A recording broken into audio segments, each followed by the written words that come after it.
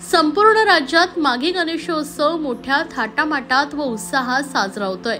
मुलुंड पश्चिमेतील सर्वात जुना सार्वजनिक माघी गणेशोत्सव अशी ओळख असलेल्या श्री स्वामी समर्थ चॅरिटेबल ट्रस्ट आयोजित गणेशोत्सवामध्ये यंदा श्री केदारनाथ मंदिराची हुबेहूब अशी प्रतिकृती साकारण्यात आली आहे। शिवसेनेचे मुलुंड विधानसभा प्रमुख व श्री स्वामी समर्थ चॅरिटेबल ट्रस्टचे अध्यक्ष जगदीश शेट्टी यांच्या पुढाकाराने गेल्या 17 वर्षापासून हा माघी सार्वजनिक गणेशोत्सव साजरा होतोय।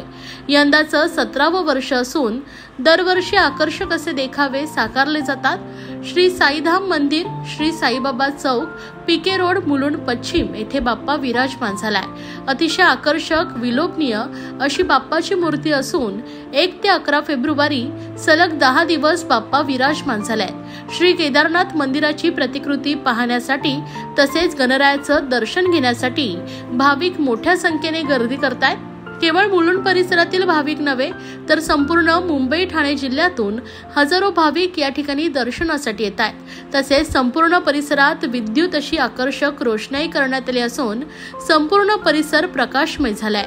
श्री स्वामी समर्थ चॅरिटेबल ट्रस्ट यांच्या माध्यमातून सलग 10 दिवस विविध सामाजिक, धार्मिक तसेच लोकोपयोगी उपक्रम राबवले जातात अशी माहिती शिवसेनेचे मुलुंड विधानसभा प्रमुख व श्री स्वामी समर्थ चॅरिटेबल ट्रस्टचे अध्यक्ष जगदीश शेट्टी यांनी माध्यमांशी बोलताना दिले।